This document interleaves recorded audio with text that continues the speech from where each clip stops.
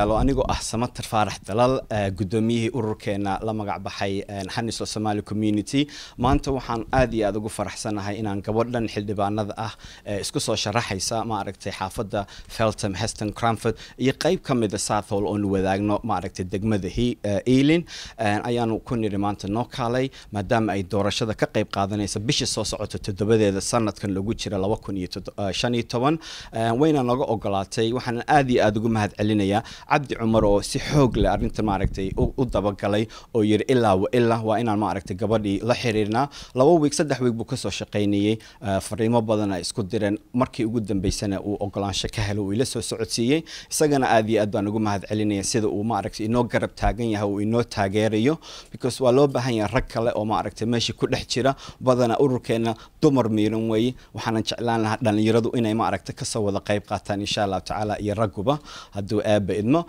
Can I welcome Mushtaq to start kick off the debate and give the opportunity to welcome Seema Malhotra on board so that she can say a few questions, say a few things why she's here today and the reason and her manifestos and things like that. Thank you all. I'm going to here welcome MP Seema and thank you very much, Mushtaq, and thank you, Samatar, thank you, Abdi, and thank you also, Abdi Wali, who has been very helpful and very supportive as well. And thank you also for being here today. I know at very short notice because you've just come back. Firstly, Assalamu alaikum.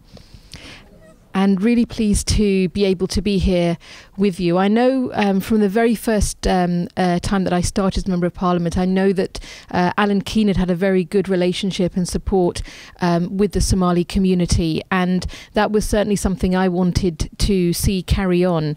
And we have also, when we and we don't celebrate and I think talk about the contribution of the Somali community as much as we need to when we look at how Mo Farah came from just this community and Feltham and actually became a global star and didn't just do Britain proud but did the local area proud and actually was a true example of how when you create opportunity and you support the community to come forward that there is no limit to where anybody from the community can go.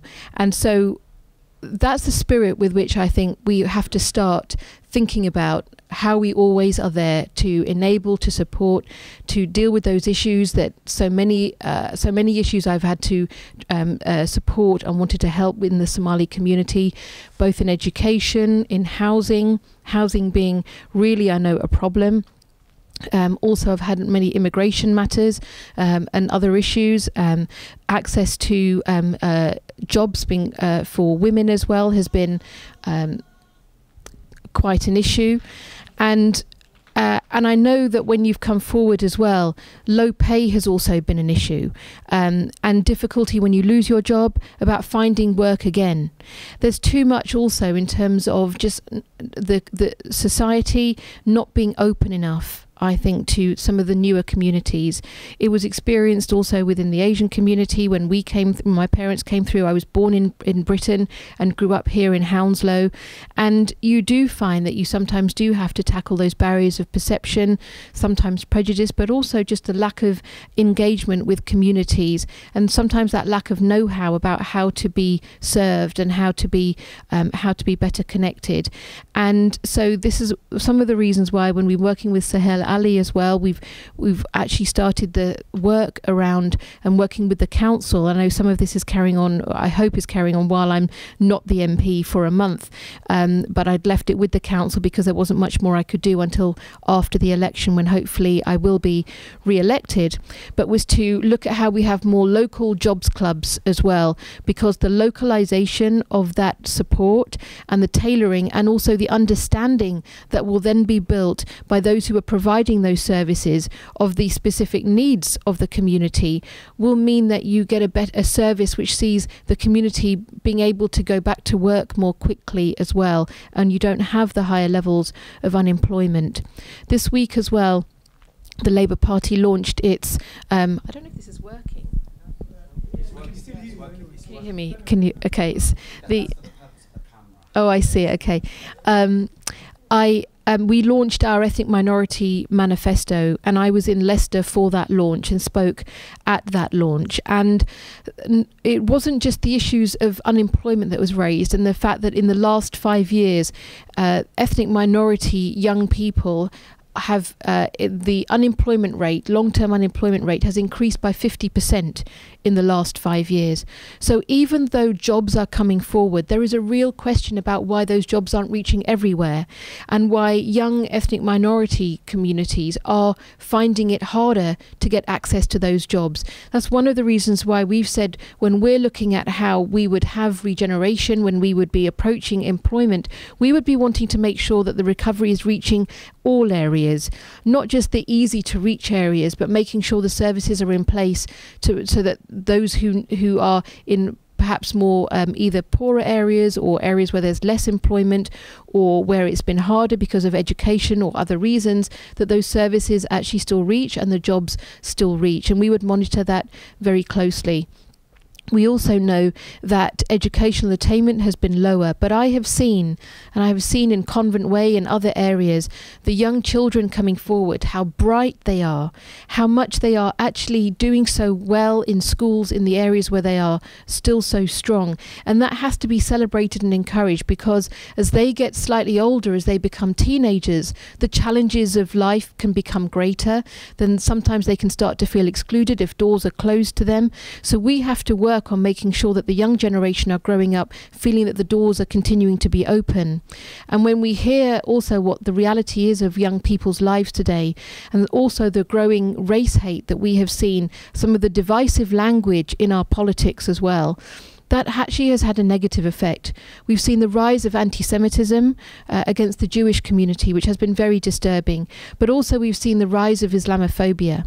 And that has affected many in the community. It's not just what happens to you, it's what you feel happens to the community as a whole. And then the next step is going to be somebody else being discriminated. That's how we know hate can spread. And what we have to do is make sure that the community cohesion is there, and the infrastructure is there, and the support is there, and the close working between the community, the council, and the police is there. But also on this, what the Labour Party has committed to is that we will actually make Islamophobia a new crime that is recorded. Because at the moment there is not enough data. When the police take that information, they don't record it as Islamophobia. So it's hard to prove what's happening. And if it's not proven what's happening, then there aren't the resources that are provided from the Home Office to deal with it. So on many of those issues, and particularly this issue, we have to say, when we're seeing these issues around the world, the vast majority of the Muslim community being peace-loving, being supportive, being proud of being British, being proud of being here, being against extremism in any form, being the victims first also of the negative influences that can come in. It's the Muslim community that are the victims first, and that also is not talked about enough. So I think on this, that would make a huge difference. And not just that, but we will increase the guidance given to the police and to the prosecution services on how to deal with Islamophobia, which is another form of race hate, which needs to be understood and needs to be responded to much more in conjunction also with the community. So there are many reasons for you to also be proud of what you have done in coming together, and for you to be proud of the association here in Hounslow. And I'm so pleased. I know it's a big risk for you, but that you are now taking this on as your project and your passion and your job, because it's really needed here. I have felt as a politician as well that whilst I've worked with the Somali community on community issues, that we have a new step to take to engage more politically, and with the wisdom and the understanding that comes from understanding politics more, the national politics more, and playing a stronger role and having a stronger part. That can be developed through visits to Parliament, through your children and grandchildren coming and being in Parliament, through them learning through school, but also through meetings with local councillors and meetings with the MPs, because it's through that as a community you're building that understanding, and different communities are more connected with politics depending on their traditions. But there's a lot more that can be developed here, and I know that that learning goes back and is also shared and combined with what's going on in Somalia, so that that development of Ethiopia and Somalia takes place with the support of the diaspora communities abroad. I also very much hope that I will be able to visit Ethiopia and Somalia. I made inquiries this year, but because of some of the fighting that's going on and then the closeness to the election, it became very difficult. But my view is that by me being able to visit and going with people from the community here, that it will enhance my understanding of the reality of your lives as well, in supporting families back home, in how the issues that are in Somalia and Ethiopia and other countries that you may also have connection with come here and form part of your lives here. So that to me will be an important part of my journey as a Member of Parliament as well, and hopefully our journey together as a community moving forward. Thank you very much, and it's been a pleasure, and I'm so pleased to be here today. Thank you very much, Seema. I'm going to pass on to the audience to ask a question. I'll start with Abdikarim. I just wanted to ask you a question, as you've wanted to get elected in MPs. What are the prison conditions for the Somalians inside the prison, and what's the percentage that are in there, and what's the most crime that they get done for? Thank you very much. su-aasheedu waxay tahay shaqa iyo tareerin sida maxaa la yidhahdaa dadkan loogu sameeyo oo dee loo siiyo, because shaqa la-aan weyn oo baxsan baa jirta.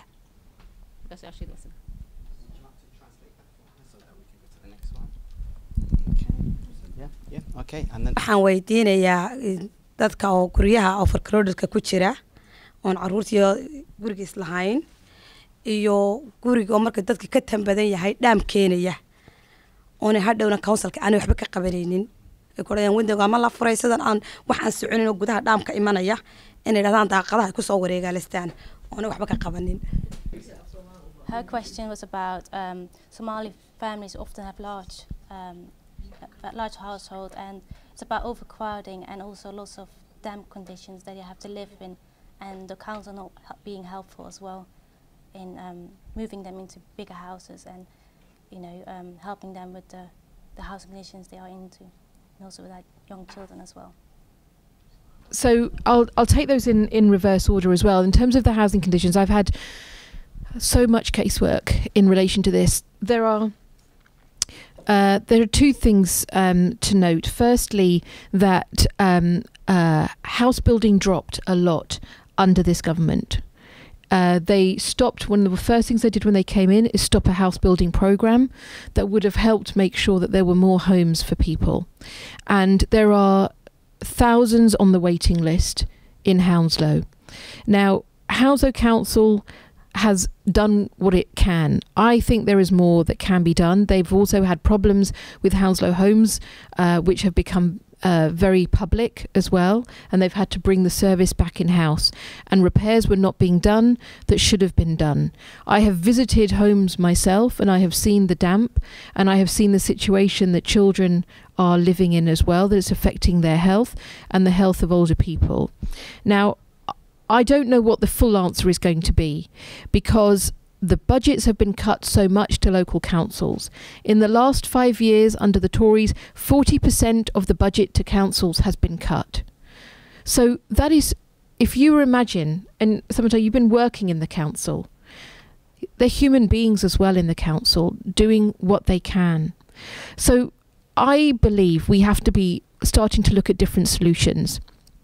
And I think there needs to be a conversation about where there can be more partnership with the community in a different way, rather than the council having to do everything in the same way. Is there a way that can be developed so that the end result becomes achieved more quickly? Now, that may be different ways of working in cooperative ways. It may be that the council is able to support funds being raised for repairs in a different way. There is also a big issue about homes being built that are larger, because a lot of the national conversation is about first-time homes, but also you need to look at family homes. And so when families grow larger, where they can move to. The other thing that is a concern is that the Conservatives have talked about capping child benefit for 2 children, which will mean that for larger families, that then you'll have much less, and the difficulties that are experienced will be even greater. And so that also is a worry, because as well as actually having the homes, it's also making sure that there's food and there's income to support the family life. And it is also connected with the difficulty of finding jobs. Now, I think what also needs to happen is that there is stronger programs of work. And one of the learnings I've had over the last 1-2 years of looking at this and with the community is that just the way that the government provides services through the job centre is not enough. That where there are either specific ways in which communities are working, so the language might be different, the understanding because your community networks are different, that you need to have different programs to help support coming back into work for men and women and for young people coming in. If you think about the kind of networks that other communities have, whether it's in business or it's in other kind of, here, if I look at David Cameron, his family has been in politics. So to learn about politics is something you learn at home because your relatives are in it. But actually, when you think about newer communities, the networks can take a generation to develop. And so then the opportunities can take a generation to come unless you speed it up. So my view is that we need to have a different approach to work with the community on how do we design that program? What would make more of a difference for you?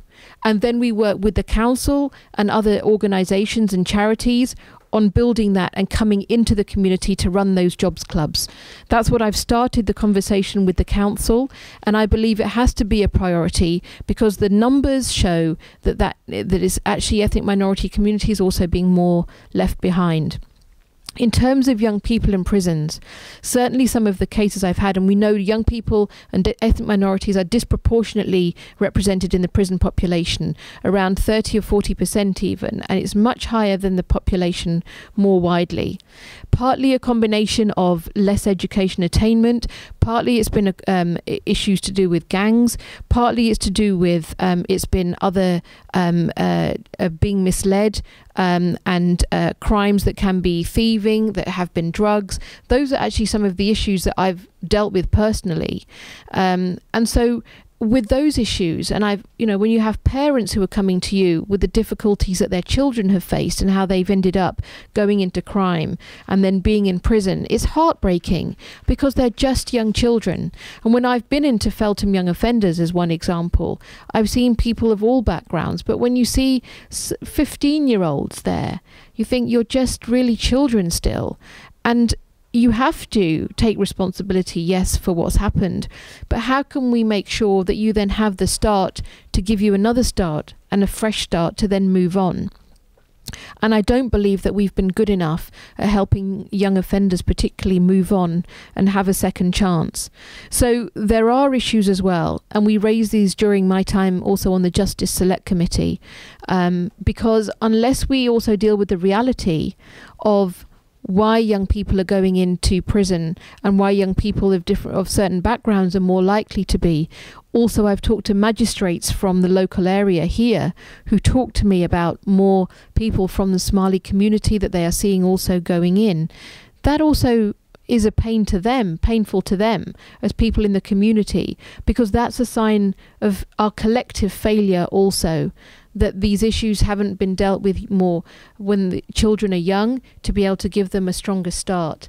And that's why I believe that working with the schools and coming into the community through organisations that like this, but also working within the schools and with the residents' associations is going to be very important, so that the networks are very strong and they are more protective for the children as well. I'm speaking from the experience what I've seen in a community, and this is related to prison. And there was a statistic which at the last time I remember came out in 2011, which majority of the young people in Feltham were from ethnic minority, but with the Somali was 1 in 10. 1 in 10 young person was from Somali. And this is the outcome of, you can say, overcrowding. What I've seen is the children are living in overcrowding environment, which affected their education attainment. The example of a mother who had 6 children, 4 of them have developed asthma, not because they were born with asthma, because they've got asthma because of the dam condition. And she has been in that house for more than 10 years. Overcrowding, families struggling with this current economic.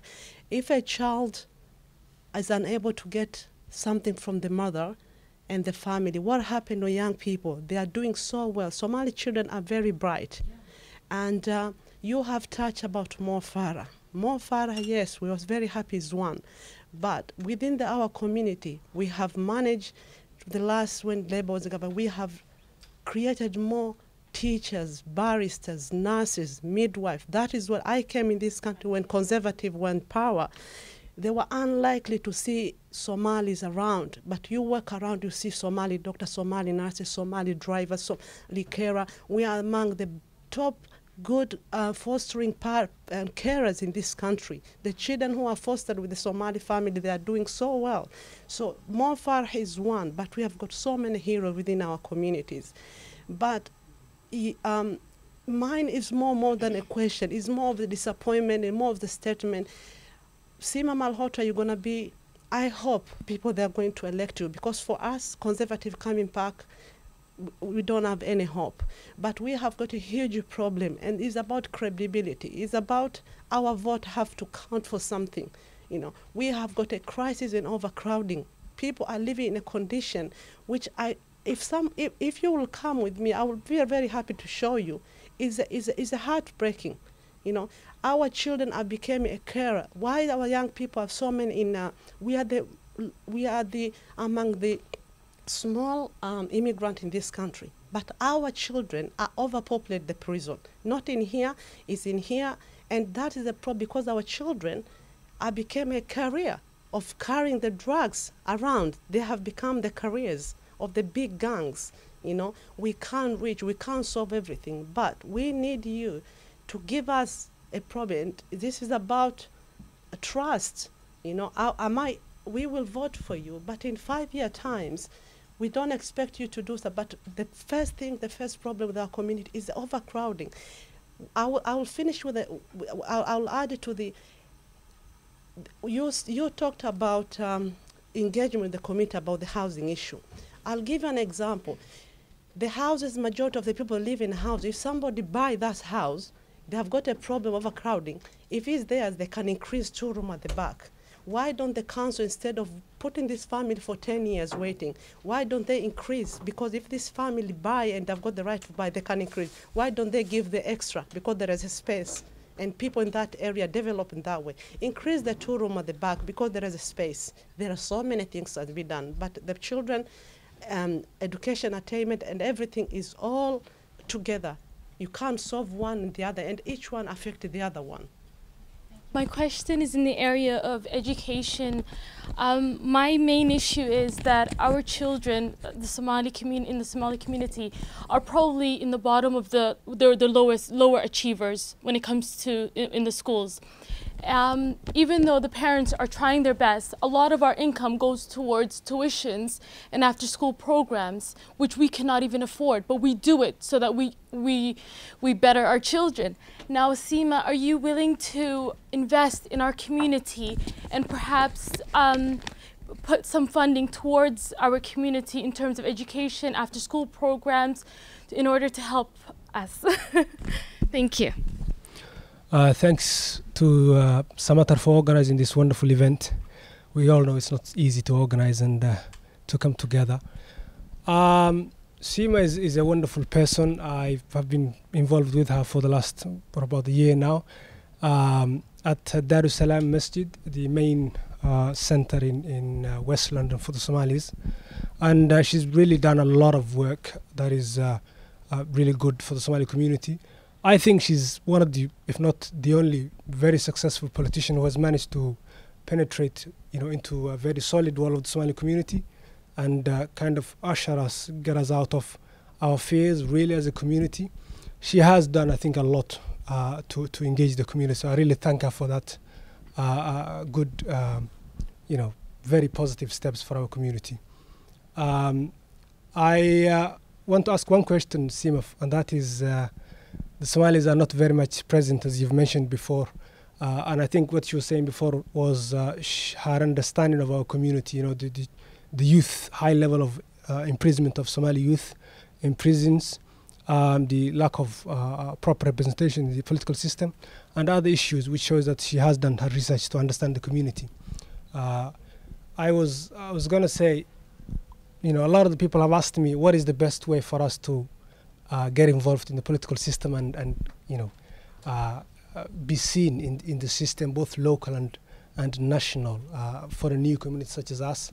What steps can we take to get in there, as they say? Thank you very much. su-aasheeda waxaa weeye haddaan nahay Somali community meeshan macnaha waan ku badan nahay sida ay sheegtay Seema the MP arrimaha siyaasadda macnaha involve badan kuma lihin marka waxaan jeclaan lahay bal wadiiqada iyo weyga aan uga mid noqon karno macnaha siyaasadda in macnaha maaragtay aan insha Allah inaga caawiso. Assalamu alaykum. Thank you very much for all those questions. Firstly, I think it is, you said it so well, that your vote has to count for something, and I believe that for every person that votes. And in an election, what's really important to me, and I say this and I write on this, is that politics is about a relationship. It's about a relationship between a politician and the community, as well as a relationship between a politician and a party, because we don't always agree on everything. But secondly, we have a role in trying to inform party policy as well. And I completely understand the issue you raised about housing and overcrowding. On the one level, there is not a magic solution. On the other hand, you can see that Hounslow has prioritised house building, and Hounslow's Labour Council has prioritised house building, and about 3,000 homes are due to be built in this administration. I do agree with you, and I've seen and I've visited homes myself. I do agree with you about the overcrowding, and that's affecting the children's ability to study in peace, and the frustration that builds up when you don't have space. I grew up in a family of 5 children, my parents, my grandmother, and I didn't have my own bedroom. I used to sleep on the sofa until my grandmother passed away and my sisters went to university. And I remember as well, we didn't have much money. I never was able to go to many after school things, brownies, guides and those sorts of things. It was too difficult. And I found other ways. And when I found community volunteering, that was my pathway, which I in a sense came across because I had friends and they took me with them when I was 13, 14. But I know it's difficult. It's difficult when you're having to find that place to study, and it's difficult to then also when you have frustrations to be able to find the space as people growing up, and so I don't know the answer, but I can give you this commitment, which is it's something that I do wake up in the morning and I think about. I think about the stories that have been raised with me, the things I have seen. I think about who I can raise these with. I think who will be the partners to help me, help the community, and to help us solve this problem. I do think about how quickly we can do it. How can we move things on much faster? And I also believe it's untapped. Your ideas for how we solve these problems are untapped, and that is going to require us to have the councillors out with you more, and to have also us as politicians out with you more, because otherwise you can dream the answer in the council, or you can dream the answer in parliament, but actually the answer has to be created in the community. So house building is happening, then the access to those houses has to also be a question. The support for you to find, for the families to find work so that you can also afford more yourselves is going to also be very very important, and they are all linked together. And I also would like to work with you on how we share the story more widely, whether that's through the media to actually talk about what's happening, because sometimes things change faster when the media can also see the truth. And it won't just be in Hounslow. I know this is happening in other areas, and also the way the Tories have implemented some of the benefits changes and access to housing and affordability of housing has impacted on families that have multiple ways in which they have challenges. In terms of after school and tuition, I think with Sumiter, I think we have to talk about this, because what's come up for me in Feltham and other areas is there are ways in which we may be able to set up some other ways to bring funding in, like setting up local charity that can be supporting education. There's a very simple principle. If you want to have money paid into a project or into a community, there needs to be a bank account in which a cheque is paid. Unless you have charities or community organisations with the governance that has confidence, with the people trained to be able to run projects, then providers from outside who have other expertise find it very difficult to anchor their services. And when I look at the number of charities that are on this side of the borough compared to the Chiswick and Brentford end, because people haven't set up those organisations here, the money doesn't come in to here. So we have to work on working with you on civic leadership as well. You should be able to be trustees of charities. You should be able to be leading programs. You should be able to be developing those programs and going out with the business plan to seek funding. So the leadership has to now also come from you, and we can run training courses to make that happen. That's the most sustainable way, because the answers are with you much more, but now the leadership also has to be developed more so that you have those skills that are also in play in other parts of the borough, and you are then levering that funding in. I think the most sustainable thing I can do is to help you do that. And it's also what I'm looking at in Feltham with a charity I want to set up in memory of somebody whose big passion was social enterprise and community civic leadership. And in his memory, I am wanting to do this in the different parts of the constituency, because that is what will help communities help themselves for the short, medium and long term. I also did, when I was governor at Brentford School, set up a charity there which helped the school lever in the funding to support the community learning as well as the school learning. Those are the ways in which we start to build some of this. Then finally, on getting involved in politics, well, there is nothing to stop you doing what I did, which was I decided what was important to me. I decided which party meant the most to me. I decided the party that felt like family to me. And that for me was the Labour Party, because fundamentally I believe that we do things together, that just thinking about me or myself or my family is it's important, and we have our responsibility to ourselves that for me always comes first as well, because if you have to look after your own family, and I have to balance my family and my politics, but we have a responsibility to each other, and we do not turn away from others in need. That's why the Labour Party believes in the NHS. That's why we believe in public education. That's why we believe in public services, because that's our responsibility to each other. And so depending on which party you decide is for you, I would join that party, because that's your first step. It's a long journey after that, and it's a long journey of learning.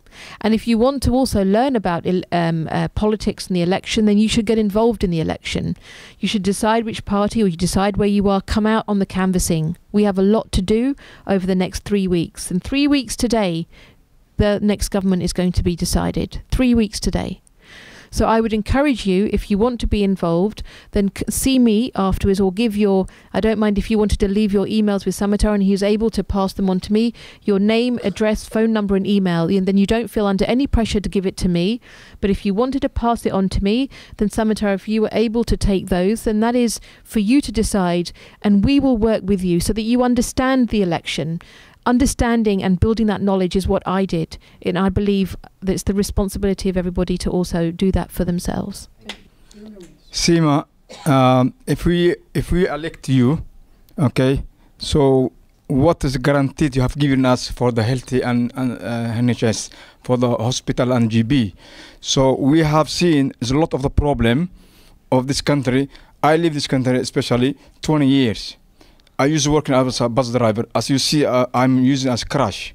So we have all our community. Example, if I talk only my community, we are seeing the hospital. They have a lot of appointment. So example, they will send you appointment 4 months or 5 months. Then the later you will be forget. So the GPs, they don't have any appointment available. So they will say to you all the time, okay, call us tomorrow morning. When you call tomorrow morning, and they will say, the doctor will call you back. The doctor, he don't call you. And this is we have the problem. Yesterday, especially my cousin, he was saying in the morning, 8 o'clock, they say, okay, don't worry, the doctor will call you. So up to 6 o'clock, he never called. And then he repeated second day. And they say, okay, what's your problem?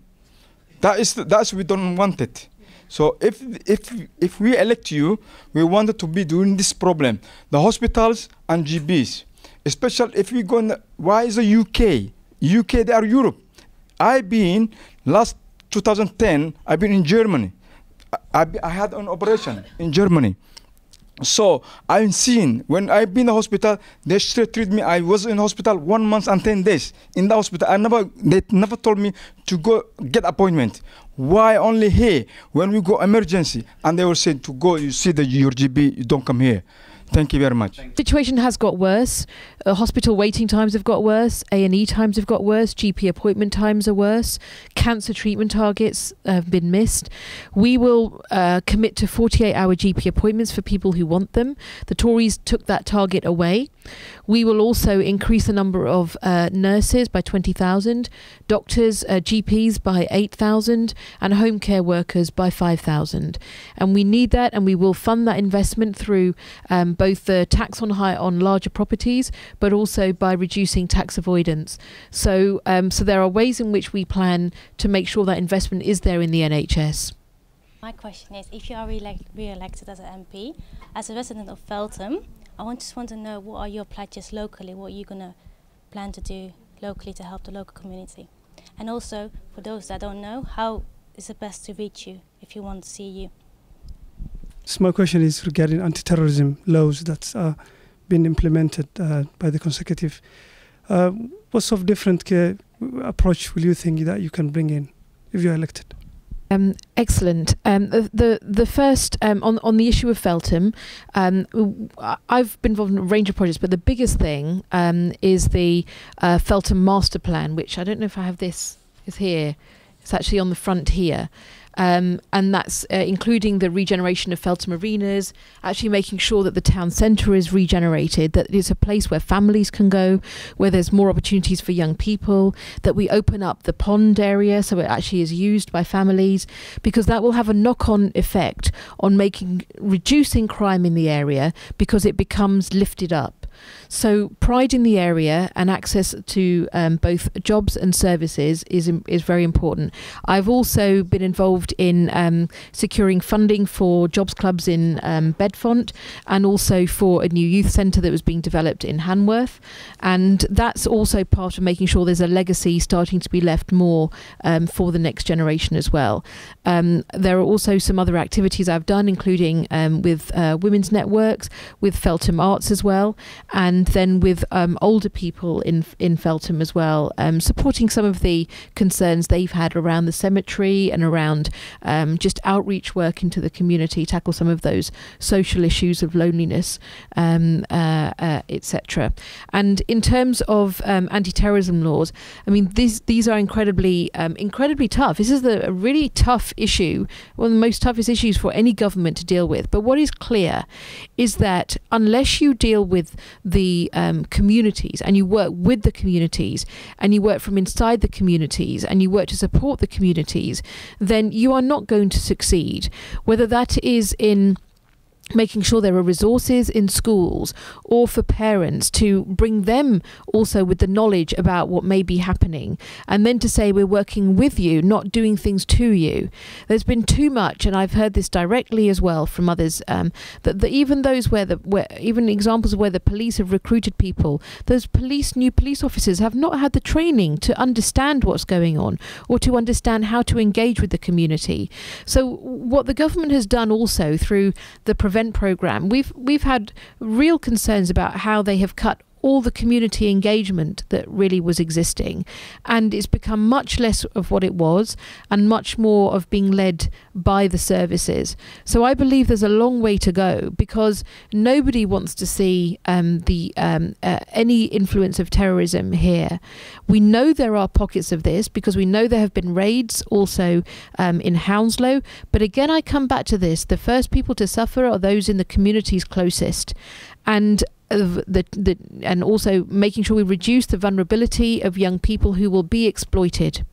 And they will do it before they have the knowledge of the world to be able to make those decisions and be more informed in that. So we have to work together, and we have to work closely, and we have to be resourced in that.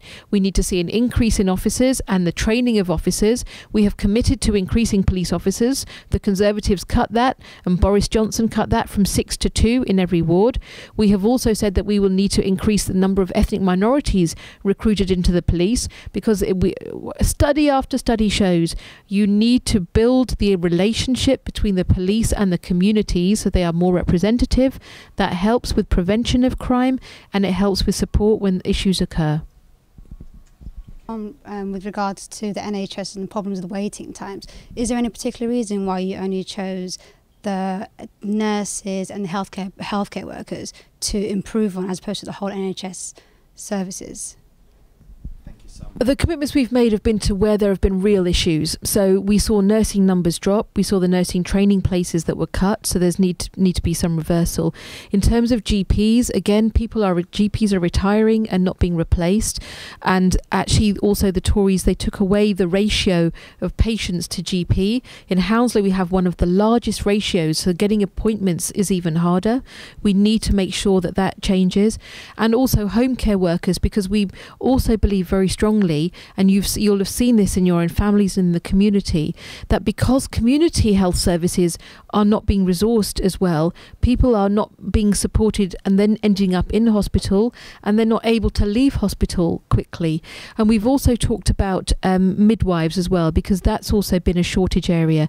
Now, there are other areas that will have reforms, but in an election you have to focus on the big areas that you talk about. So the NHS as a whole, we're talking about how there needs to be a lot of change, how we need to build on and not do more structural change, but build the connections between the hospital and the community and invest in those big areas, so that then you start to see the issues reduce.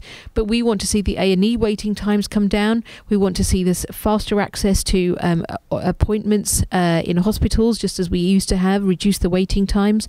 So all of those things improve when you reduce the pressure points in the service. How would we avoid this happening again if we were to elect for you? The first thing to say on that was the recession was global, and it actually started with the way houses were being sold in America, and mortgages then were being sold, and the debts that built up. And I don't think that there is going to be a situation quite like that, because in a sense the whole international financial community wised up, and we saw how the banks here were also very vulnerable to the shocks that were happening in America. That is what happened. And in terms of what we do, we have absolutely said that we need to see the books balanced in this. We need to build the resilience as well, and we would balance the books over the course of the next Parliament. But we would also have the longer term investment, and in areas where we know that's going to reap a return for the country. So the two things are a little bit separate. But what the Tories have done has also been ideological with the NHS.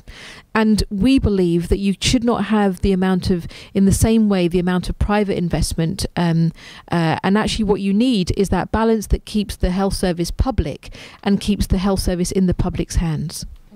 I would like you to address, I don't expect you to give us an answer, but Locata, the way it works for particularly the families I have seen who are in housing association, the places for people housing association. What happened to them? This family have been in waiting lists, overcrowded for more than 10 years. But when they apply, they don't have a chance to get the council homes. And when they go to the council will direct them, just go back to your housing association. The housing association, they don't have anything. So they have just lost in the middle. Nobody's taking accountability about who's going to rehouse them. The second thing about Islamophobic you have touched, issue about equal opportunity. Many people from our community who have got Islamic name, they find difficult to get jobs. I'll give an example of 6 people who have been working within the company for so long. There was a promotion offer, people have to apply within the company. But because the job was not open for the people from outside. 6 people who are Muslim and other employer applied. All the 6 people were not called for an interview, because when you've got an Islamic name, it's very hard. And I know people who have changed. And there is a story of someone who applied a job twice. He had his Islamic name. He has applied in Islamic name. He was turned down. When he applied for a foreign name, he was called for an interview. And the last thing I would like to say, Seema, wish you all the best. I hope you're going to meet again as a winning candidate, but it's about the legacy and the credibility and how you're going to address our issue, which you have been raised today, is the way we're going to be able to have a trust of the politics. Thank you so much. Wonderful, wonderful. Okay. There was 2 questions being asked in Somali. One is to do with homelessness, and the other one is to do with the police. Okay, the first question was the homelessness. I've got a lady here, part of the audience, who has been attending the Civic Centre, the housing department, specifically the homelessness section. She has been ongoing for the past 24, 25 months. She's vulnerable because of her age. She's 60 years old. It's been over 2 years up till today. Her caseworker is playing delaying tactics, not being able to come forward with a concrete plan. They haven't even referred her to the sheltered accommodation, the sheltered scheme. And she said that what are you going to do in terms of addressing the homelessness issues with older people over 60 plus who are vulnerable in their own rights and priority need. The next question was about the police and the youth, not specifically the Somali youth, but specifically black and ethnic minority youths. If I give you an example, the way the question was put to me, if you see a white British or non-white British with a black and ethnic minority youth friends together, and the police approaches them, automatically they single the black and ethnic minority and they arrest that particular black ethnic minority because of racism. What are you going to do if re-elected? How are you going to raise awareness to the police station, to the police officers? How are you going to get the parents involved? And what are you going to do to get those young black and ethnic minorities who are coming up, who are our generation, our future? And what are you going to do in terms of putting some serious measures in place so that they are not targeted over the non-black and ethnic minority? The first question, I think, was again a very rich question, and you asked me how I would be working with you, and I'm just going to answer that with one word, which is together. This isn't all about me just doing things, and no politician can deliver in that way. You deliver when you work together, and I would like the relationship to stay strong. I don't want this the relationship to be just that I'm coming in and sitting on the other side of a table. Politics has to go deeper and more than that. It has to be about living each other's lives together more, and that is also not just my responsibility, but Samatha, I'm looking at you. Yes, right. But secondly, but I also do with the work we've been doing with the Dar es Salaam Mosque as well. That has really been helpful because whilst it's been a bit difficult during the election period, but keeping a month moment in the diary when we're doing the surgery, as well as then some raising of issues, actually helps keep the discipline of things going together. We will make it illegal to, for example, have stop and search on the basis of colour alone. So it will, unless the police have some other reason to identify somebody, they actually will be unlawful in simply singling out somebody of colour. And I think that is going to be a really important and positive step. Thank you so much. Okay. waanad ku mahadsantiin su'aalaha qiimaha leh aad wada weydiiseen dhammaantiin waa la inoo duubay cajaladeen ayay noogu qoran tahay waxyaabaha ay ballan qaadi doonto iminka su'aasha aan ku soo wadana iyadana kadalik waan loo diri doonaa si mustaqbalka dambe ay u ogaato ballantan ay qaadi doonto inaan u soo bandhigno aan ku niraano taariikhdaas xafiiskana noogu timid su'aalahaas lagu weydiiyay ballantan baa qaaday maantana waatan cadeyntii haddii ay ku guuleysato maanta waa lagu doortay fadlan waxaan doonayn inaan sharar badan qaban qaabeyso sidii aan ma aragtay u fulin lahayn waxyaabaha la ballan qaaday marka anigoo ma aragtay codkii ummadda u hadlay waxaan rabaa su'aasha qiimaha leh inaan inoo weydiiyo maanta tan baan ku soo gabagabaynaynaa ka bacdina Cabdi Cumar baan u dhiibayaa isaga markaas iyadoo Soomaali ah some of you may be aware and some of you may not. After 16 and a half years, I have decided to leave the council. This is because the passion that I have for my community to prosper. There are so many issues that are facing the community. I, single, alone, cannot fulfill the community needs and requirements. I need your help, and I also need politicians' help. Okay, we all need to work together as a team to reach our goals. 10 years ago, Seema, we never had a faith centers, just like the masjid, the Dar es Salaam, the Al-Furqan, and Qubba. We've never had that over 10 years ago, but now we do. But one thing that we are missing, and the community can also verify this, is a center for social club activities, for youth provision, as well as advocacy, advice, and information center for the community. I have decided, and I made an executive decision, to put myself forward to be the lead in order for us to have a center. Well, I'm also asking the community members to vote. In the event that you are re-elected in this upcoming election on the 7th of May 2015, what are you going to do for the Somali community in terms of obtaining a center for them to have? At the same time, I understand that the council will not appreciate a single, ethnic organizations to have a center of their own. But what we can do ourselves is we can raise the necessary finances. What we would like you to do is to lobby the council with us, to identify a derelict building or a land for us to build, or to bring that derelict building back to use. If re-elected, what are you going to do about that particular community centre?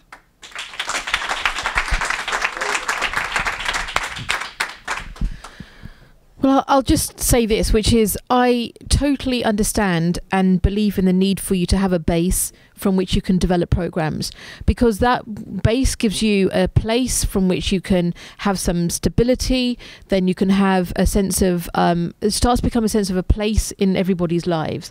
Now, as to whether that then becomes a council property or it becomes some other way within which you secure that, I think you'll have to be open-minded about how you're going to secure a place. But on that, I believe that we can work together. It has to be led by you in terms of its suitability, and I think in terms also of what it's going to look like, how it's going to be, and how it's going to grow. So and also whether you are thinking that it's just a Hounslow facility, or you're going to look at it serving from, say, Hammersmith and Ealing as well, and be more shared that way. Now that is a discussion to continue to have, and that's a discussion which I would like to continue to have. I'd like to see it happen so that we can be talking about other things that you'll be doing there. Thank you so much. waxaan ku soo dhaweynayaa Cabdi Cumar. Waan salaam walaalayaal marka hore. Waa maasantiin horta sida aad diyaar u tiin xaqiina soo dhaxsataan. Oo u taagantiin halkan maanta aad u imaateen inaad xildhibaanada weydiisaan waxa adinka aad rabtaan. Waxa loo baahan yahayna waa sidan in dadka wadankan siyaasadda ku jira inaad la xisaabtantaan. Waa number 1. Number 2 ina adinku doorataan. Gabadha hadda waxay ka hadlaysay waxay tiri siyaasadda anigu qofka ma geyn karo laakiin qofka inuu isaga iskeena. oo gadaal ka soo bilaaba oo community soo caawiya marka ugu dambeeyay tagaa meesha ugu sareyso taasna idinka la idinka rabaa in ragga dhalinyarada oo firfircoon oo hadda samatar oo kamid yahay ku bush gareysaan inay siyaasadda galaan hore u socdaan samatarna diyaar u yahay san qiyaas iyo gala siyaasadda laftiisa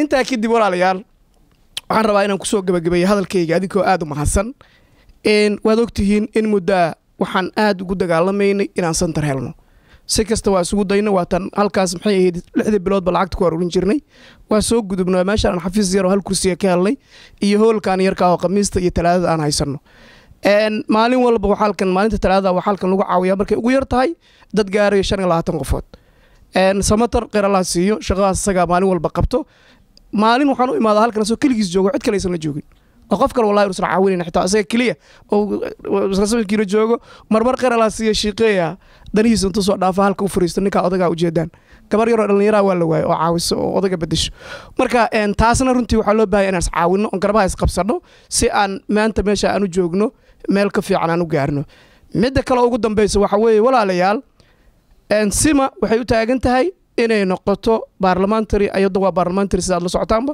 waxay rabtaa inay ku soo noqoto runtiina waa qof aad u wanaagsan aan wada intaan ka aqaano intii ay hadda MP-ga ahayd ay shaqeynaysay haddii aan rabno marka inay noo soo noqoto waa inaan codaynaa oo iyada aan codaynaa diyaar buu nahay inaan codayno marka Sima maanta diyaar buu nahay inaan codayno marka Sima maanta ما شاء الله. وهذا ما تسابوا هسنتين. Thank you very much. Thanks, Cllr.